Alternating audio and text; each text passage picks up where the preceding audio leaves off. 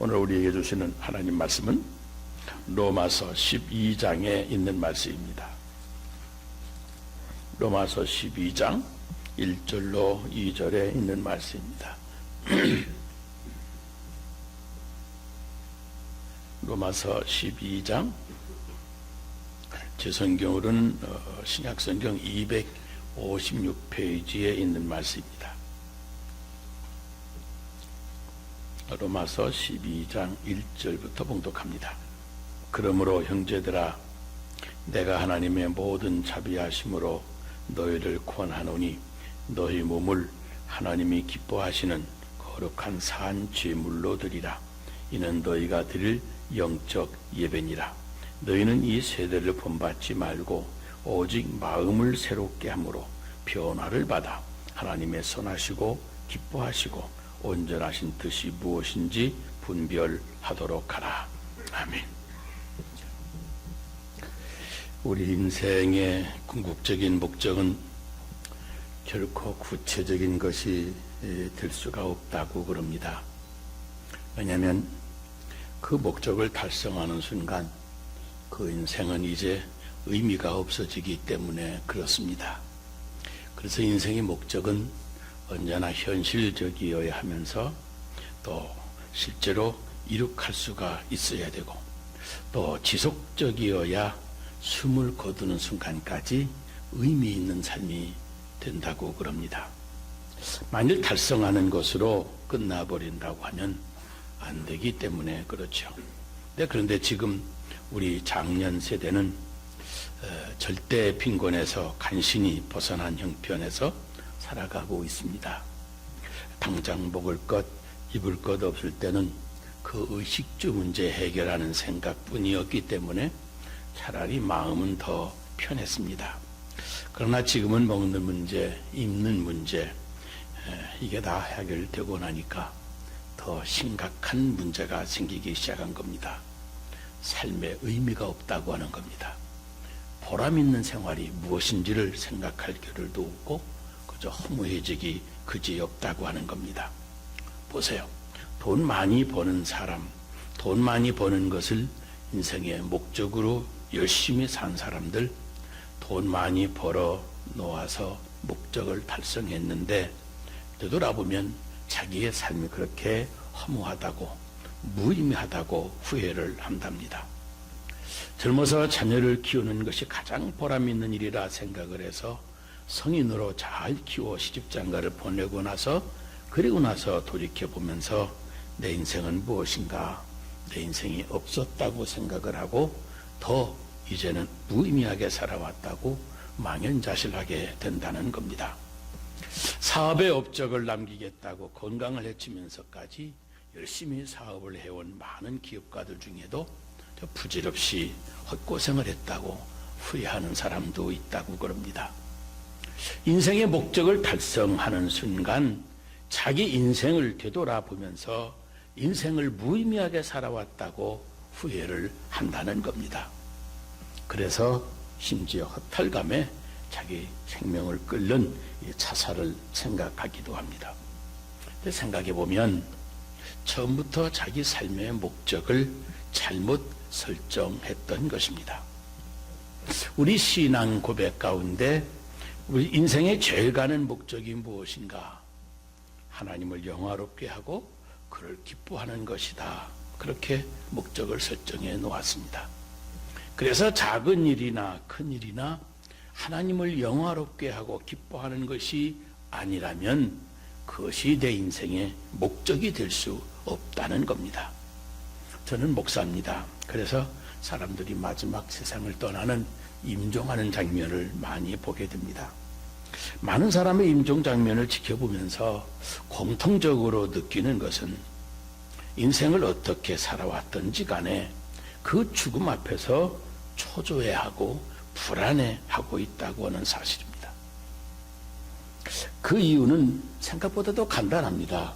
바로 이제 하나님을 만나야 될 터인데 하나님을 만날 준비가 덜 되었기 때문에 그렇습니다. 세상에 와서 이것저것 다 성공도 해보았다고 그러고, 그런데 돌이켜 생각해 보면 다 부질없는 거리였고, 오직 하나 정작 지금 이 상태에서 문제가 되고 있는 것은 내가 하나님 앞에 어떻게 설 것인가 하는 문제만 남기 때문입니다. 그러므로 이 시간부터 우리는 기쁨으로 주님을 만나고 이 세상 떠날 때에도 그분과 완전한 만남을 이룩해야 된다고 하는 사실을 기억해야 됩니다. 로마서 1장부터 11장까지는 무엇을 믿느냐 하는 믿음의 도리에 대한 말씀입니다. 그리고 12장부터 16장까지는 어떻게 살 것이냐, 이 삶의 윤리에 대한 말씀이기도 합니다. 오늘 로마서 12장 1절, 2절을 함께 읽었습니다마는 그 어떻게 살 것인가에 대한 첫 부분으로 우리 믿는 성도들은 예배를 최우선으로 살고 그 예배가 삶의 중심이 되어야 된다고 처음부터 선언합니다. 주일 예배가 내 생활의 first priority임을 알아야 됩니다. 어떤 분은 주일 예배를 중심으로 일주일의 모든 계획을 다 짭니다. 여행을 하다가도 주일날은 꼭 돌아와서 주일 예배를 드립니다. 부득불 주일 예배 돌아오지 못하면 11조라든지 주정헌금 같은 건 꼭 본교회 미리 내고 보내놓고 어디서라도 꼭 주일날 교회를 찾아가서 예배를 드리게 됩니다. 그런데 주일 예배가 첫 번째가 아니라고 생각하는 그런 사람들도 있습니다. 그래서 주일날이지만 골프 친구가 전화하면 교회보다 골프장으로 가고, 낚시 친구가 연락이 오면 낚싯대를 들고 거리로 쫓아갑니다. 그런 사람들은 주일날 오갈 데가 없으면 교회나 한번 가볼까 하고 교회를 나온다고 그럽니다. 그런데 인생의 목적이 하나님을 영화롭게 하고 그를 기뻐하는 것임을 알고 있는 사람은 언제나 예배가 생활의 중심이고 예배가 모든 일의 최우선임을 명심하고 삽니다.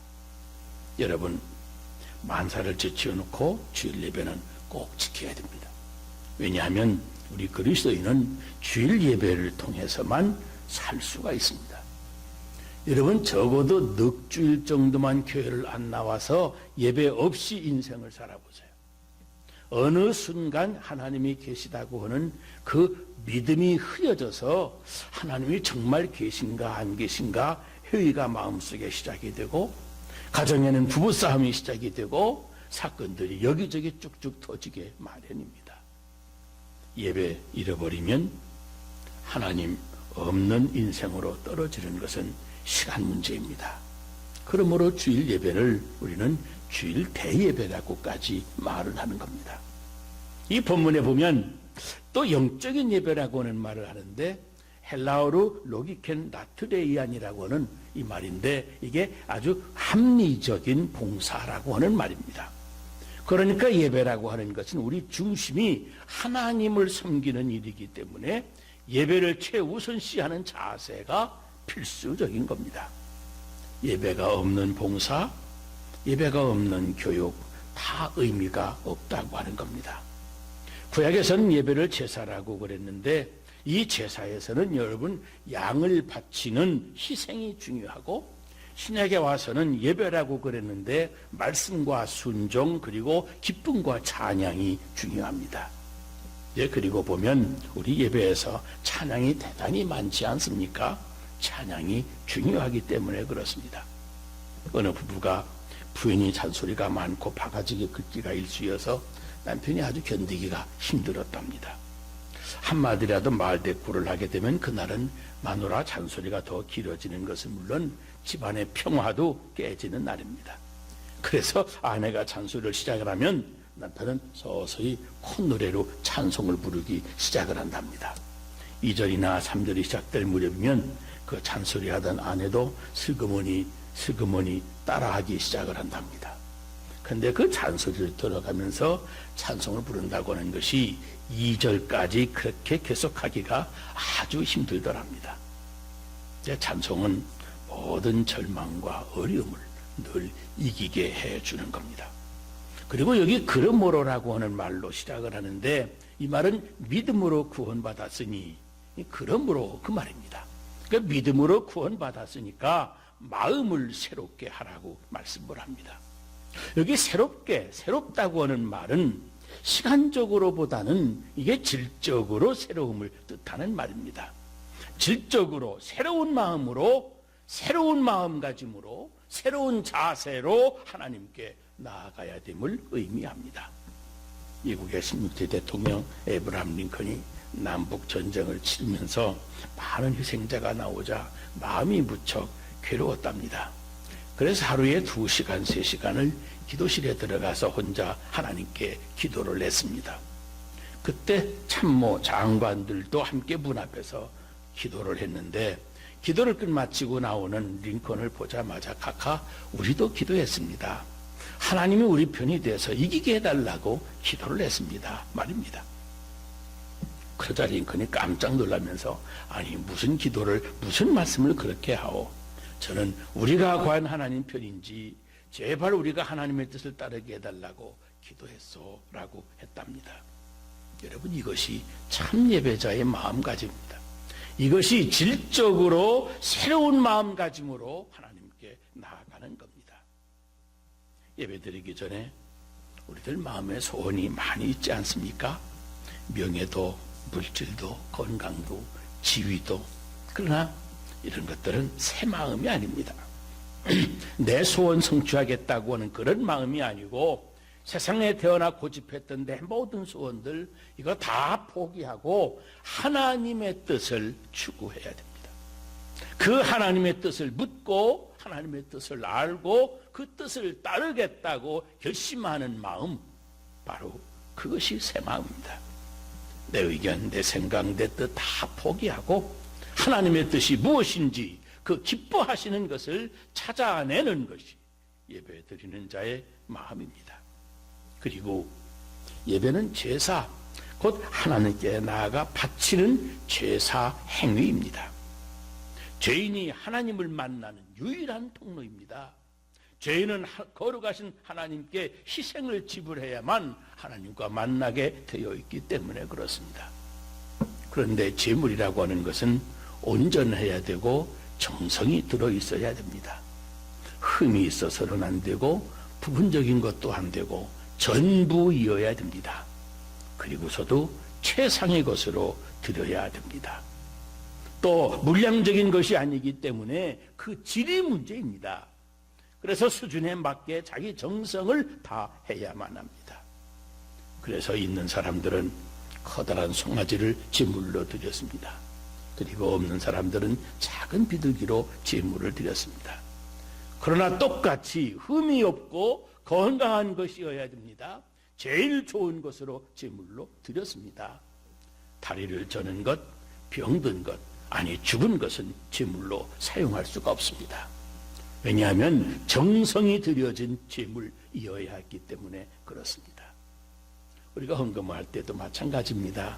정성을 준비해야 되는 이유는 바로 거기에 있습니다. 전에는 헌금을 할 때에도 새 돈을 준비해서 드렸고, 구겨진 돈을 드릴 때는 이걸 테레미로 잘 데려가지고 드리기도 했습니다. 교회 나올 때 입는 복장만 해도 마찬가지입니다. 정성을 들여서 단정한 복장으로 주에 나와서 예배를 드리곤 했습니다. 반바지에 청바지 생각도 못했습니다. 또 제사에 드려진 제물에는 바로 내 희생이 담아 있어야 됩니다. 내 희생이 담겨 있어야 됩니다. 그리고 살아있는 제물로는 안 되고 반드시 죽여서 드려야만 됐습니다. 너의 몸을 산제사로 드리라고 하는 이 말씀은, 나는 죽고 내 정욕, 내 욕심, 내 명예, 이 더러운 거 다 십자가에 못 박고 이제 나는 죽은 자 가운데서 살아갑니다 하는 자세로 드리는 겁니다. 나는 완전히 죽은 자로 살아있는 것, 이것을 다른 말로 헌신이라고 말을 합니다. 몸을 제물로 바쳐라. 너의 몸을 제물로 바쳐라. 이 몸이라고 하는 것은 구체적으로 한 인간의 생활 전부로 내 세상의 모든 일들을 다 가르칩니다. 내 가정생활, 내 사회생활 다 합해서 몸이라고 말하는 겁니다. 그러므로 교회에서 모여드리는 주일 예배뿐만 아니라 한 주간 내내 늘 감사하고 찬송하고 그렇게 새로운 마음으로 헌신하는 자세로 인생을 살라고 하는 겁니다. 이것이 주님을 영화롭게 하는 것이기 때문입니다. 그러니까 생활 속에서 내 죽음을 재확인함과 동시에 내 죽음, 내 생명을 재확인하는 것입니다. 죄악으로 죄인이 죽어가는 시간이고 그리스도의 의를 믿어 하나님의 은혜 안에서 내가 생명으로 다시 찾아가는 생활입니다. 이것을 생활을 통해서 예배한다 해서 생활 예배라고 하는 겁니다. 그러므로 예수 믿는 사람은 나는 이미 죽었다고 생각하고 옛날에 내가 아니고 옛날 목적도 아니고 옛날 목적도 욕망도 이제는 없고 새로운 마음가짐으로 하나님 앞에서 살아가는 것입니다. 이것이 생활 예배를 드리는 자세입니다. 영국에서 아프리카 선교 기금을 모을 때 이야기입니다. 우리는 헌금 바구니를 이렇게 쭉 돌립니다마는 그 당시 영국에서는 넓은 쟁반, 은 쟁반 접시를 돌려가면서 헌금을 거두는데 헌금 쟁반이 뺑 돌아가는데 은 접시에 한 꼬마가 덥석 올라가 앉습니다. 사람들이 깜짝 놀라서 왜 그러느냐 하자 대답을 합니다. 나는 돈이 없어요. 그래서 내가 내 몸을 하나님께 드립니다. 그러더랍니다. 그 어린아이, 아프리카의 성자라고 했던 리빙스턴의 어린아이 시절 이야기입니다. 그는 그리스도를 위해서 자기 인생 전체를 드렸습니다. 인생의 중심, 인생의 목적, 내 삶의 뜻이 이미 주님께 바쳐진 제물로 그는 하루하루를 살았습니다. 그것이 바로 그리스도입니다. 여러분, 그러나 그런 특별한 사람만이 산 제물이 되는 것은 아닙니다. 우리들도 가정에서나 직장에서나 무슨 일을 하든지 우리 마음의 중심, 그 삶의 목적, 그 뜻이 이미 하나님께 바쳐진 제물이라고 하는 그런 마음으로 살아가는 사람이 영적인 예배를 드리는 사람입니다. 여러분, 아직도 복잡한 문제 속에 고민하고 있습니까? 해결할 수 없는 번뇌와 고민이 여러분에게 있습니까? 원인은 생각해보면 오직 하나입니다.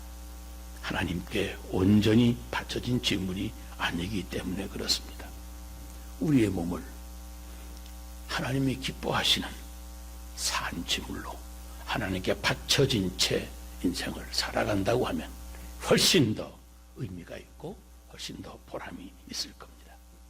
우리의 시간, 우리의 능력, 우리의 재능, 우리의 물질과 건강, 이 내 현실 생활 속에서 하나님이 기쁘신 뜻을 위해서 바쳐가는 그런 삶을 몸을 산제물로 드린다고 말하는 겁니다. 성경은 오늘도 우리에게 말씀합니다. 너의 몸을 하나님이 기뻐하시는 산제사로 드리라. 이는 너희의 드릴 영적인 예배라 말씀합니다. 여러분의 몸을 하나님이 기뻐하시는 산제사로 산제물로 드리게 되시기를 주의 이름으로 축원합니다. 기도하겠습니다.